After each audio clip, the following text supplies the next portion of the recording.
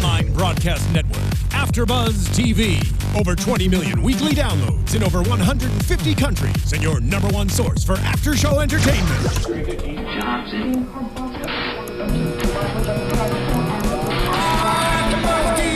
AFTERBUZZ TV, the destination for TV superfans. Producing aftershows for over 300 of your favorite TV shows. Interviewing celebrities and showrunners. And bringing you behind-the-scenes exclusives. All thanks to E! Entertainment's Maria Menounos, producer Kevin Undergaro, and internet leader Akamai. Now, let the buzz begin! Hello and welcome, SVU fans, to the Law & Order Special Victims Unit AfterBuzz After Show here on AfterBuzz. If you have not already, go to youtube.com/AfterBuzzTV. Hit subscribe, go to iTunes, go to SoundCloud, hit subscribe. I'm Yael, I'm back. We're talking SVU. I'm so excited. This is the episode to be back for. You can tweet at me live during the show. I have my Twitter open, and we have the chat roll going. Use the hashtag ABTVSVU.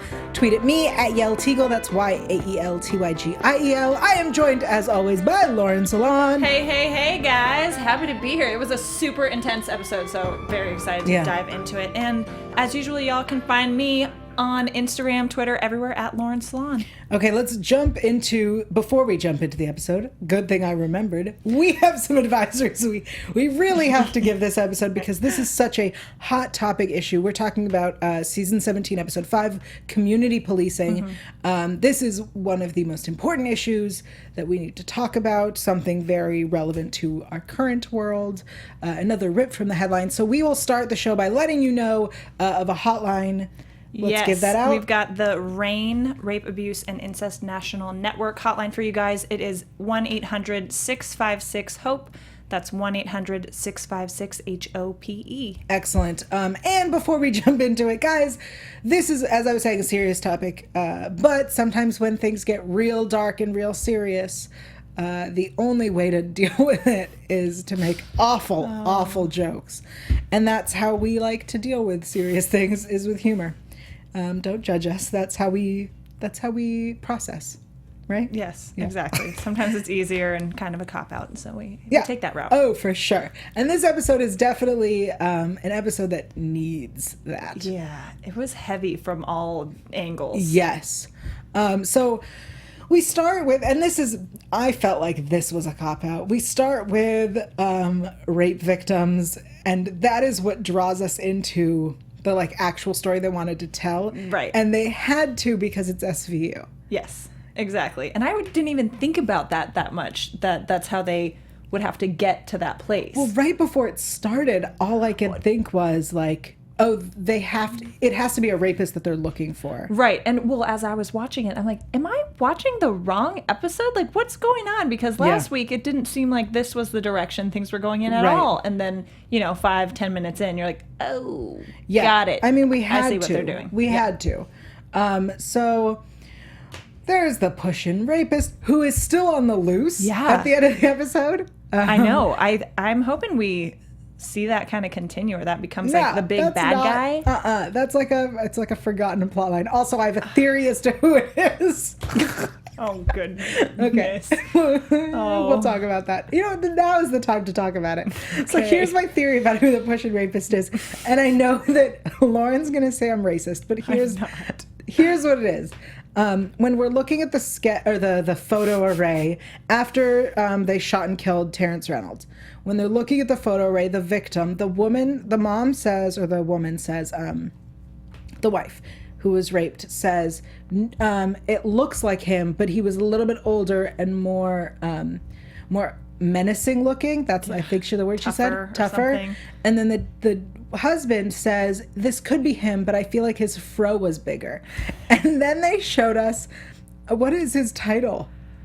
Oh, goodness. I don't know. Okay, so it's the head of the other precinct who's there. The actor is Isaiah, I forget his last name, but I was looking him up. He's so funny. Anyway, his fro is bigger and he is older, and I was like, it's gonna be him. No, not at all. Yeah. It didn't look like him at all. Well, I mean, it was just the idea of taking him, looking at the sketch. If it was older, if you just knew that he's older and more menacing looking, that's who you get, is that man. Take off that mustache and it's totally him. And then I was like, that would be such a good twist. That would have thrown a little too much into the episode, I think. It would have made, like, there were a lot of things going on. So yeah. They probably left that out of the storyline because it would have been a little too full. Right, because it was him. Jasmine in the chat roll says that SVU has nothing to do with sex crimes anymore. And I'm going to be honest, it kind of feels like it. I mean, this week there was a rapist, but then we decided to go in a completely... We wanted to talk about something else completely. Well, and last week was about child abuse. Yeah. Which, because they're children that are involved, that's how they become special victims, but it wasn't necessarily sexually based crimes. And I've been feeling that way a lot, especially with like Olivia and the way they're using her. Anyway, so we have our story. There was a guy, they were looking for him. They ended up chasing some other guy. What became clear when we finally got to the grand jury trial was that the guy they saw on the video at the ATM was not the same guy that they chased, right? So there were two men who were roughly the same build, it was just wearing the same shirt. Here's a black guy, here's a black guy. Well, they're all options. Yeah. Was kind of the picture that they were trying to paint, you know, from people identifying the wrong people and different people, you know, nobody was pointing the finger at the right person. Right. And so that was the goal, you know. Saying you can't just jump to conclusions like that. So our episode was about being unintentionally racist and police use of deadly force. Yes. Right? Those are our main concepts this episode. So we end up going to the trial. There's a whole bunch of stuff. If you watch, so because I missed last week, I watched the 2 episodes back to back. And if you watch them that way, then Barba's storyline of how he's being forced to handle this makes a lot more sense because if we recall last week, he was like under the... He was Mr. Sassy Pants and like, oh, fine, I'm going to like hang y'all out to dry. Yeah. And then he's like, well, dang it. Now I have to deal with the consequences of that. And so that was a really interesting... to watch it back to back, that was very interesting. And I liked it. Yeah, I did not have that same experience, but it definitely makes sense why he was under a lot more pressure this week. And so when it comes down to it, how did you feel this case was handled? Oh, that's a big question. It is a big question. It's interesting just in terms of the TV show handling it, because I think I mentioned last week when we were talking about what was going to happen in the upcoming episode, that like Scandal had done an episode very similar to this last season, I believe. So I was curious to see how, if they would really handle it differently, which they didn't completely. I think the episode itself was a little predictable in how it turned out. In terms of the case and how they covered it, I have some mixed feelings, I guess, about it. I liked seeing the SVU team getting involved, and I do like them, you know, rallying behind their fellow police officers and really like, you know, that's their family. But then even Carisi later in the episode says something like, oh, well, did your roommate cut his hair recently? And he's like, no, he didn't have a fro. He's had this short haircut the whole time. So I liked seeing our guys, you know, questioning and kind of piecing things together. Unfortunately, it was too late. Yeah, I feel here's my problem. So, I mean, somebody who is it? Joseph in the chat roll is talking about how they're ripping from the headlines a lot more these seasons. And I'll tell you, I felt like we already have had a few episodes that dealt with white cops shooting unarmed black men. That's what seems to be we had the case with Amaro thinking that the female cop got shot and he shot a guy. And then there's been a whole bunch of them. Yeah. And I feel like, one, it felt a little redundant, but also the idea that they're bringing in other cops to be the ones who did it, it's kind of like, we don't want you guys to get worried about our people. Our people are cool. Our people would never do something wrong. Right, which is a smart tactic when you're concerned about viewership and fan loyalty. Yeah. But it's kind of an easier way to take it from like a writing perspective or acting perspective, because that would be big to kind of see that kind of drama and controversy happening within the SVU team. To see Carisi have to deal with that. Oh man, he'd just be crying all the time. Yeah, I feel he was he wouldn't so be able to handle sassy this episode. When he was ransacking the room, and he was like, "Is this yours? Do you give me permission to search it?" Yeah. And he was like, "Do what you want." Oh, man. And then when he's Carisi. on the trial, and Barbara's like, "What do you call that?" And he goes, "Hindsight." I was like, "Yeah, Carisi." Yeah. Boom. Assassin. I hate that I like him so much. I feel like I like that they rip from the headlines. Yeah. I think that's relevant, and it's fun to watch shows do that with current events and things that are really happening, even though they're like dealing with heavy, big issues. Mm-hmm.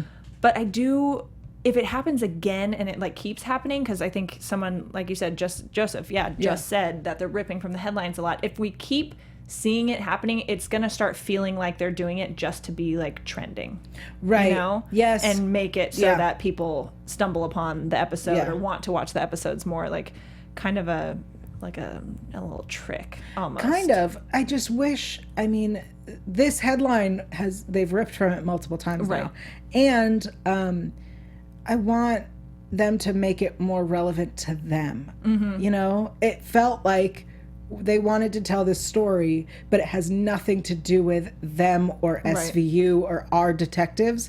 So they were like, let's bring in these other people, including Dumas. Yeah. Who, I'm sorry, let us know if you remembered him. I don't remember him as an ex of Robin's. I don't. I don't remember him. Well, but he didn't really say, did he say an ex, or did he say we hit it off? Didn't he say like we hit it off? We hit it off. Yeah. It hit felt it off like, or flirted, hit it off. It felt like they were trying to insinuate. I mean, it really felt like they were trying to make him the baby daddy. And guys, we will talk about the baby daddy very shortly. Trust me, I want to talk about that. I want to finish this case. Yeah. So Lieutenant Benson, that's fun to say. She's been promoted real fast. Yeah. And they said it a lot this week. We also had the return of Reverend Curtis, who I feel like is always there when we have a race issue. Right. And always dealing with the media. Yeah. And then we also have this new guy, Counselor Henderson. Mm-hmm. And we've been seeing a lot. The hair. Yeah, with the hair. We've been seeing a lot of the deputy commissioner. Yeah, we have. Which is related to Barba a lot. Because he's the PR guy, the communications liaison. Right. And it makes me really nervous about Barba. Because everyone knows how much I love Barba. I hadn't thought about that. No. Yeah. Like he's just going to ruffle too many feathers, and Deputy Commissioner's going to be like, let's just get him out of here and get someone else. Right. That's how I'm feeling. Uh-oh. Yeah. I don't like that at all. It's something else I wanted to share with you guys, because this reminded me. With Reverend Curtis, we see him every time there's like a race issue. Right. And somebody, Leslie Tat, tweeted at us TV tropes, especially SVU, and she tweeted this thing that showed like the cases that each cop is more likely to like get attracted to. So, for example, drugs or race issues. Finn gets super involved. Stabler used to get really involved in kids and families. Yeah. Munch had a thing for suicide and mental illness. Yeah. Novak had a thing for mental illness. Which all comes from their own personal experiences. Right. And so to see Reverend Curtis and like put that together, that if we see him, it must be a race issue. Right. And that just, it reminded me of this thing that she sent us, which was amazing, which led me also to this really funny video that I'll tweet out. It's the Sesame Street in like 2006, did a spoof, and it was called Special Letters Unit. And it's adorable because the Munch impression is like spot on. For some reason, this sounds familiar. Yeah. 2006. I will tweet it out. Seen it. I'll tweet it out. It's so good. Oh, that sounds hilarious. Anyway, that just the Reverend Curtis thing reminded me to say thank you to Leslie. Yeah. Thanks, girl. So let's also talk about Tucker being in this episode and the whole deposition thing. Yes. So Tucker used to be like hated and feared, right? When he walked in, everyone was like, they're here to screw us over. Yeah, because he's like represents the big boss and like the man. He's IAB. Yeah.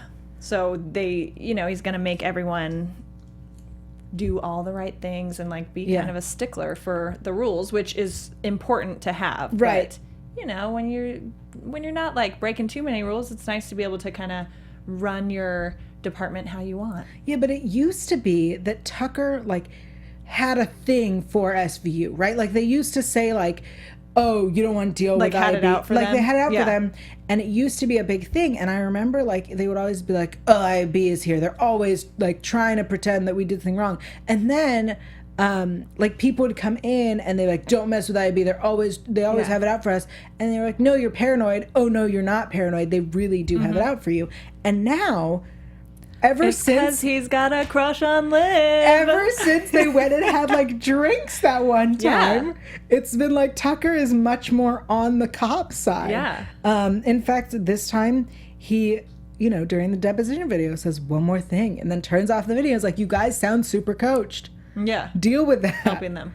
Which I think that's fine. I mean, he's bonding more with them. Maybe they're trying to warm us up to the idea of him and Liv. Oh, I'm warmed up. I am hot for that. Yeah. Though there wasn't really a moment, though, between them this episode. I mean, I don't think there was really room for it because it was so intense and stressful and everything was happening. But, I was like, oh, is there going to be like a slight touch? Or like, should we get a drink later to talk about this? Like, let's talk about it later. That. Yeah. I'm winking nightcap. profusely for those on audio. We have in the chat roll, somebody put, I don't know how to say that. I don't know how to say that. What? And Saeed? And Saeed. Yep, that's it. NYPD has nothing to do with the DA, and the New York DA is an elected position. Yes, which we totally know. And then Joseph pointed out that Deputy Abraham could be the villain to Barba like Tucker used to be to the team. Yeah. Good point. He does always look just so grumpy and like he doesn't want to be there. I'll tell you this, Deputy Commissioner Abram, is that his name, Abraham? Mm-hmm. That actor always plays a douchebag. Yes, I'm trying to think what he was in. Ray Donovan recently. Yes, okay, that's what I I watched recently, and with the porn stuff. Yeah, right. Yeah, and that's all I think about him now lately. When I see him on SVU, I'm like, ugh. Yeah, it's very uncomfortable. All right, before we move on, let's talk real quick about this grand jury that we have. Yes. So we have a grand jury convened. We have to deal with this trial. Barba decides to do what he's going to do because we have the video, which shows they shot him 35 times. No, I think they shot 35 times. Yes, times, and nine hit him. 7. Yeah, 9 hit him. 9. Yes, but still. No, they that's shot not like at him 35 times. That's serious. Can we talk about how? This is going to sound real awful, but like, I'm sorry, cops shoot 35 times and only 9 of them hit? Right? Or shouldn't you be better shots? That you should only have to shoot him once? Yes. Okay. Well, yeah. Well, and I get that, what they were saying, they stopped firing when they assumed the threat was gone. So when everyone else stopped firing, so it was very confusing because of all the ricochet, which is why they kept shooting. Because they thought he was shooting back? Yeah. But I would think there'd be more shots on target. Not only that, when you're like 10 feet away. 2 of them emptied their clip. Yeah. That's ridiculous. Yeah, that's a lot of missed shots. Like you should not be a cop. Yeah. You should go back to training. I mean, you're thinking about I've never that. shot. I mean, like, I've never shot a gun. Therefore, I don't understand. I'm not a cop. I've shot moving targets before, never humans, so I don't know what you've never shot a human. What that's like exactly. But you have shot a moving target. I have. Okay, we're gonna move on. I don't want to hear about it. Not a human, of course. Not a human. Oh, only with paintball guns you shoot humans. Right. Okay. Okay, keep going. So the grand jury is convened to discuss the charges of reckless endangerment in the first degree and criminally negligent homicide. But then they decide on their own. Yeah. We'd like to hear the definition of manslaughter. Because they want to up it. Yeah. Which that to me felt a little, I get why they did it, because they want to like have this outcome turn out like how, justice be served sort of thing. And so they want the jury to be like, we're going to stand up and do what's right, what we think is right, and we think it's more serious than this. But it felt a little cheesy to me. That guy. Maybe it was the juror. I loved the guy. I was like, dude. Loved the guy. That juror made me so happy. I think my problem was that when Barbara explained that they must prove, that then they have to prove intent. Mm-hmm. That's when you're like, there goes your case. Yeah, at that point, my thought was, oh, okay, well then we'll keep it where it is. Okay, I was just curious. Yeah. I was just curious. Nope, we're good. But no, 9 of them that we saw, the shot of hands going up, and I counted 9 hands were that we could see. Right. So there could be more. There could be someone whose hand is up in front. Yeah. 9 hands wanted definitions, and they ended up going with manslaughter 1. Yes, so 2 guys got manslaughter 1, charged with manslaughter 1, and then reckless endangerment for Dumas. And so a grand jury, if we want to, let's talk about definitions. Let's talk about the grand jury. A grand jury comes in, and a grand jury is usually about 25 people, whereas a trial jury is 6 to 12, I believe. Mm-hmm. And grand juries come in to help the prosecutor decide what charges or whether there are criminal charges. Okay. So the cops weren't charged with anything or arrested when that altercation went down. Mm-hmm. So the grand jury comes in to decide whether or not they need to be formally charged with something. Okay, so that's why we've seen previous episodes where I think Barbara even says, they're like, what are you going to charge him with? And he says, it doesn't matter, the grand jury will decide. Yeah. That he could take the facts to the grand jury and they will decide what charges should be brought up. And with a grand jury situation, so things are often done, I believe, a lot of the times in closed doors. It's much more informal. Mm-hmm. You get to ask any question you want. So why they were able to just be like, let's have a chat about manslaughter and the definitions, because that time with the grand jury is supposed to be very, explained out and really fact-finding, and they can dig into just about anything. And from what I understand, the grand jury can ask the person testifying questions. Yeah, I think they can bring in just about anybody. Yeah, so if Dumas was sitting there giving his testimony and Barbara was asking him, a juror could lift their hand and say, I have a question for this person, mm-hmm. and ask Dumas a question. Right. And interestingly enough, so I pulled this stuff from a website called criminal.findlaw.com. I can post a link to it, but it was one of the easier to understand explanations that didn't have a ton of legal jargon in it. Right. And it says that a grand jury's decision is not the final step in a case. Prosecutors use grand jury proceedings as test runs for trials and take a grand jury's decision very seriously. However, if the prosecutor strongly disagrees with the grand jury, they may ignore the decision. So Barbara, after the grand jury says, this is what we think you should charge them with, which is good to listen to, because when a jury comes along, if you're looking at a pool of peers and then that's what's going to be the jury, you want to kind of, that's like your sample run. He could decide, actually, that's not going to be a winnable case, so I'm not going to push for manslaughter. I really like that Barbara looks at what is a winnable case, mm-hmm. not just I'm going to take this to trial. He looks for the way to win it. He and that sounds like I'm win, but I'm saying he looks for, this case, this person deserves justice, and the way we're going to do it is like this. Yes. What is the best way to get the best possible justice we can within the system? Right. Love Barbara. Yeah. Guys, I really like Barbara. Yeah. So after a grand jury does its thing, then there will be an actual trial mm-hmm. jury, and the trial determines the facts and sentencing and all that. Right. So the grand jury really just decides what people are going to be charged with. Yeah. Thank you. You're welcome. Thank you for all that information, guys. No problem. We like to educational inform moment. Here. Yeah. And then the episode ends with what I thought was the weirdest ending. And after rewatching it and you helping me decode it wasn't weird to me, but I noticed in, I think, some tweets or some other articles and reviews I read of the episode that it was confusing to other people. I'm familiar with police stuff, so it totally made sense to me that it was a police officer pulled somebody over, routine traffic stop. All they said was routine traffic stop gone bad. He was a rookie. And then you shot in the face. Yeah, and then you see the wife, and they talk about how she's got 2 young kids, and then sort of thing. The mayor's coming. And I was like, you're like, what the heck does that mean? Yeah. So a police officer was shot in the face, killed, and it was, they're putting that on you to really assume and infer. I think that it's retaliation for what happened. Exactly. And we've seen that a lot of times, unfortunately, in response to all the kind of heightened tensions going on, that cops have been getting killed also for absolutely no reason. And, just people walk up to patrol cars just parked doing nothing. And you know what? I feel like that would have been a much more interesting SVU case if, that is how we started, right? A routine traffic stop got pulled over, and this is retaliation to something that had happened. Let's say Ferguson or Baltimore. That started it, and it kind of went backwards a little bit. Oh, no, I was going to say, and then that turned into an SVU case. It wasn't just that they shot him, it became an SVU case. Thank you.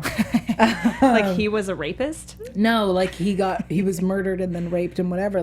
That's where you get cop, blah, blah, blah. Ooh. And then that would have been a much more interesting story. I'm sorry. I felt like this story was very I can read the news. Yeah. I do feel like that ending, it made sense, but it was very quick and could have been explained a little bit more. Even just the them reading the text would have been oh, retaliation has started.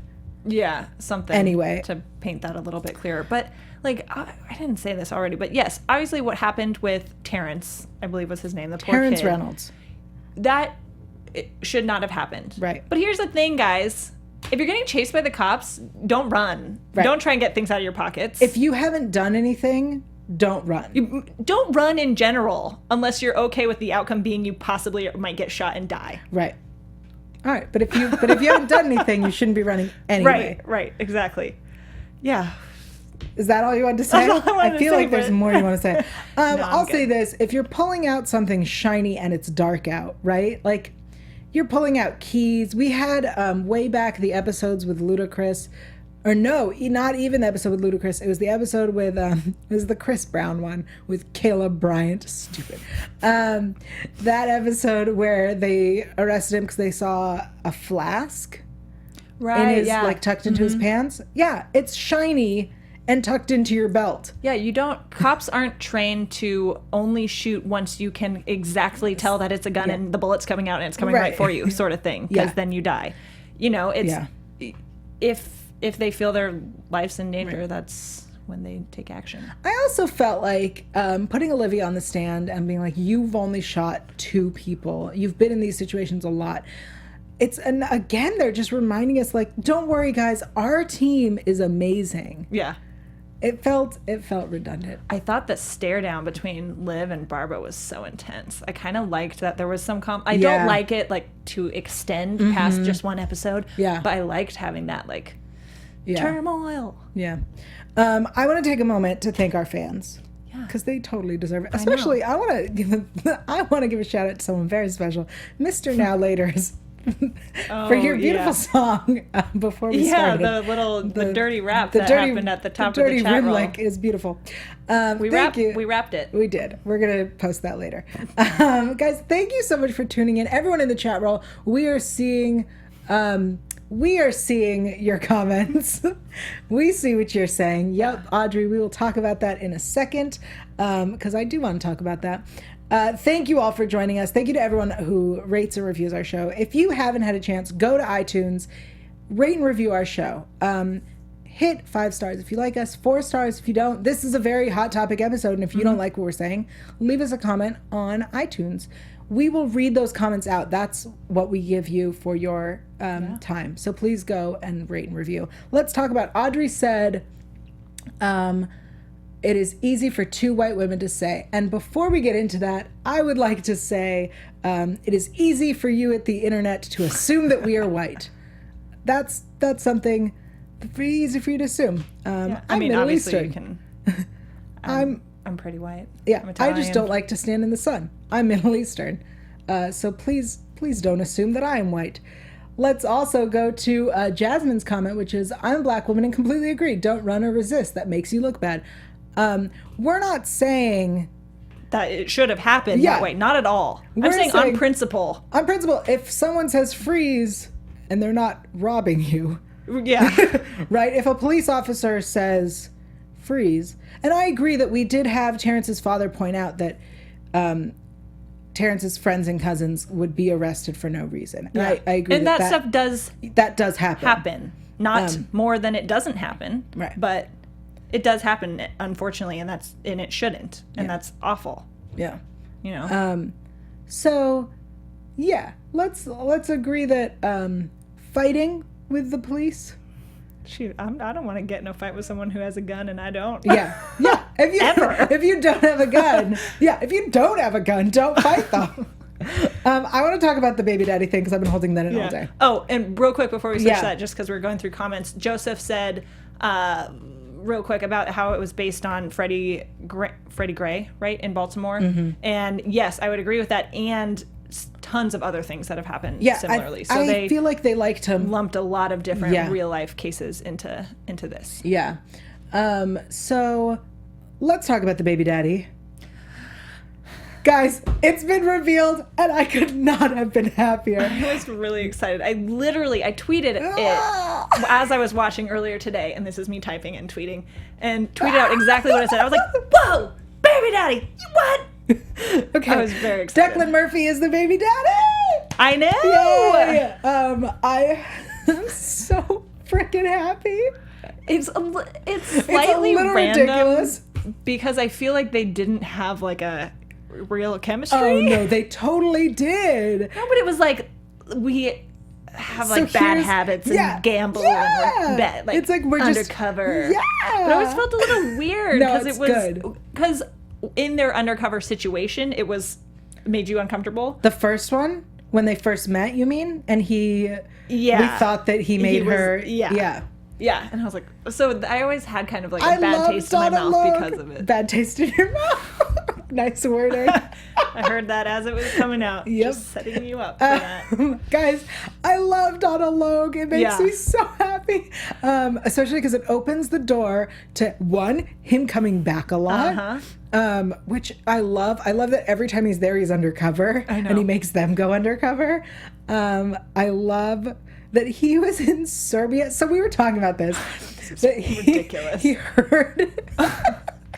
heard in Serbia while he was undercover that she was pregnant. Like, what? Yeah. I'm like, wait, I'm sorry. Oh, hey, I was in Serbia and just through the grapevine at the local watering hole. Because undercover, we heard that a cop in the U.S. was pregnant. Yeah. Wouldn't happen. It's so funny because we were talking about it, and it's not like Rollins is like known as like a slut. And I want to be clear that I'm not slut shaming. I'm just using that term because that's the term I'm looking for. It's not known that she is promiscuous, and so therefore, it's not like someone was in Serbia being like, "Did you hear? Rollins? That Rollins girl finally got a bun in the oven or something." Bound to happen. We were just waiting for when. No, like that doesn't make any sense that he had heard it. Yeah, it's super weird that he heard about this. It makes me so happy. Unless he's just like so in love with her and hung up on their fling that they had, and he's like checking in because he doesn't have a lot to do in Serbia. I don't know. He's in Serbia with chasing a trafficker. No, I know. He's got work to do. In his downtime. In his downtime. What's Rollins doing? I am so happy. I love them. I love this interaction where she's like, no, this has like, you have nothing to do with it. And he's like, no, like I want to, I want whatever you need. And he's like, why didn't you tell me? And she's like, you were 4,000 miles away. Yeah. And she's like, how long are you staying in town? I don't know. Yeah, exactly. They're so perfect. I'm in love with this. Yeah, I've never loved it more. And I like that he's so wanting to be involved and available as much as he can. Right. Which isn't probably very much, but he's like, but he cares. Yeah. I'll be on a plane in an hour. They're really cute in that he's like, you just tell me what you need. Mm-hmm. Like, I'm there. I'm whatever you want.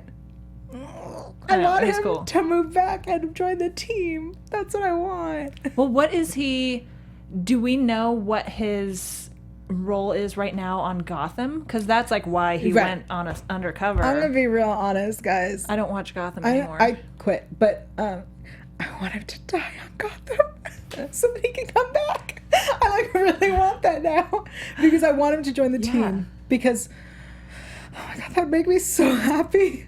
Do we think I think they have like a mutual respect for each other, for sure. Can they be on the same team if they have a baby together? I feel like that's not allowed. I don't know. Because, like, who's watching the baby? I mean, that's not the issue. He'd be in Noah's daycare with him. Yeah, hanging out with Lucy. Is that the name of the nanny? Is that Benson's nanny? I don't know. Lucy? All right, I've decided her name is Lucy if that's not it.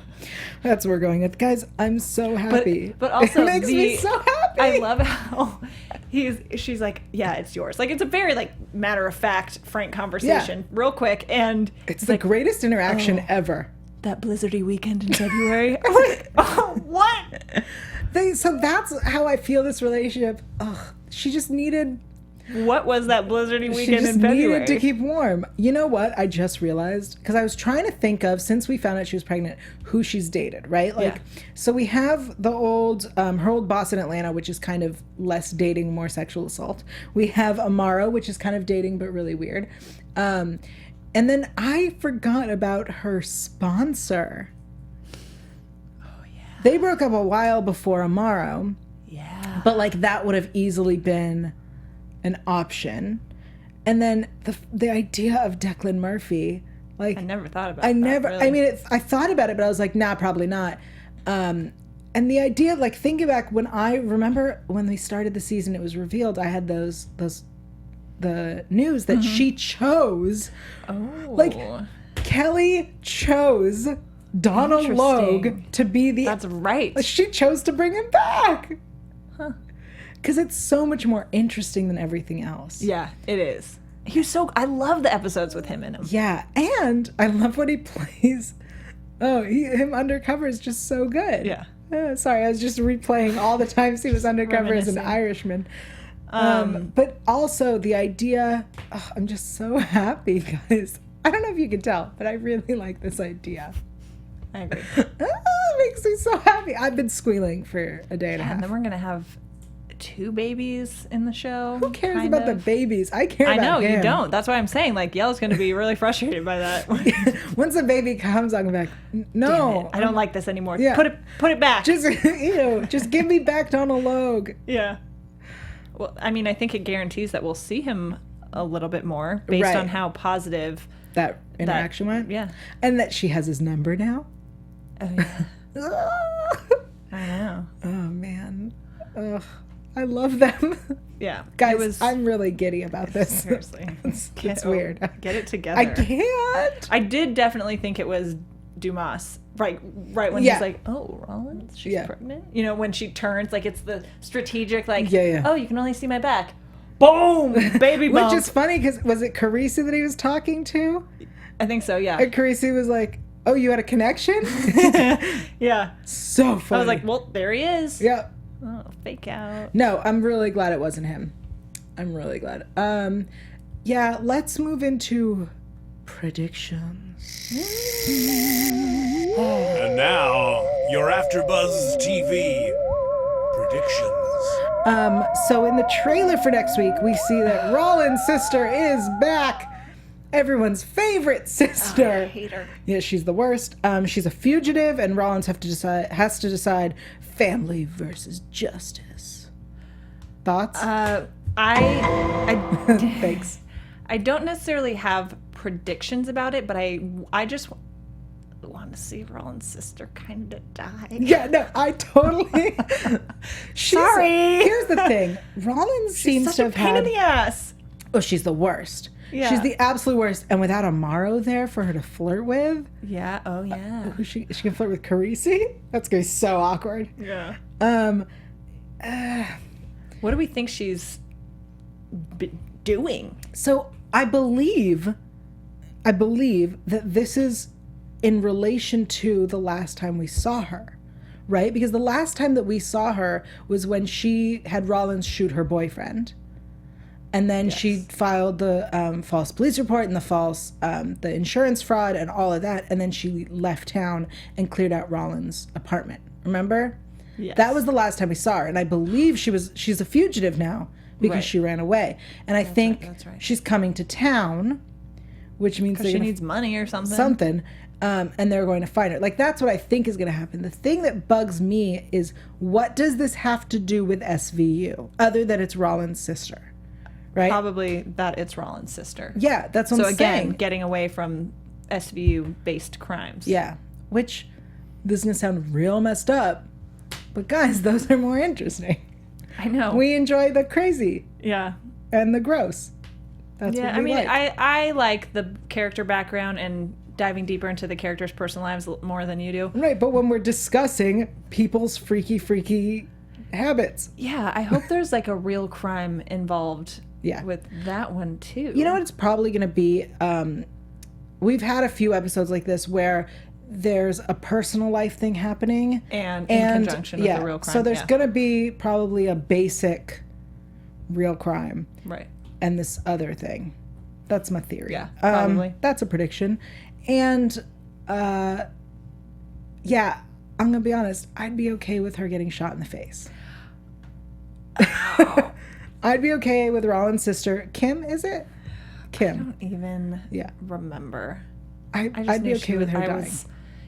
I get it with family and stuff, and you do what you can do for your family, and Rollins is like trying her best to be patient with her sister, and Rollins has had such a hard life. Yeah.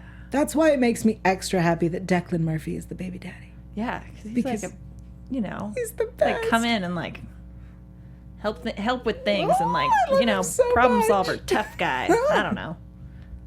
Yeah, she deserves happiness. She does. With Declan Murphy. We'll see. They could go undercover I want to together. see if there's chemistry, because I don't feel it. I feel like they're like bro friends, let's go undercover together and we'll make out as undercover people, but not in real life. Really want to throw something at you. I'm open to it. I just need to be convinced a little bit more. Yeah, so let's kill him off of Gotham and bring him back to SVU. I'm all about killing people tonight. That's not good. Yeah. I'm down. Guys, thank you so much for joining us on this very emotional episode of SVU community policing. Before we go, why don't we give them the hotline one more time? It is for RAIN, the Rape, Abuse, and Incest National Network, 1-800-656-HOPE, 1-800-656-HOPE. Excellent. And why don't you also tell them where they can find you during the week? Well, guys, on Twitter and Instagram. You guys can find me everywhere. Twitter, Instagram, Snapchat at Lauren Salaun. That's LAUREN SALAUN. Excellent. And if you want to find me and yell at me, feel free. I'm available on Twitter, Instagram, YouTube, Facebook, Pinterest, Polyvore, Google Plus, all of that crap. At Yael Tygiel, that's YAELTYGIEL. I'm also available on Yael.tv, and I will not be here next week. I apologize, but Lauren and Isabel will be back. We will. Yeah, and thanks for all the comments. We loved them. We couldn't, keep up with the whole conversation, but we can continue it on Twitter and stuff. All good stuff, and we like your guys' feedback. Yeah, see you next week.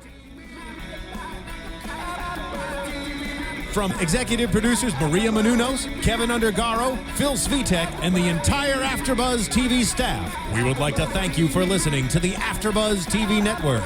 To watch or listen to other after shows and post comments or questions, be sure to visit AfterBuzzTV.com.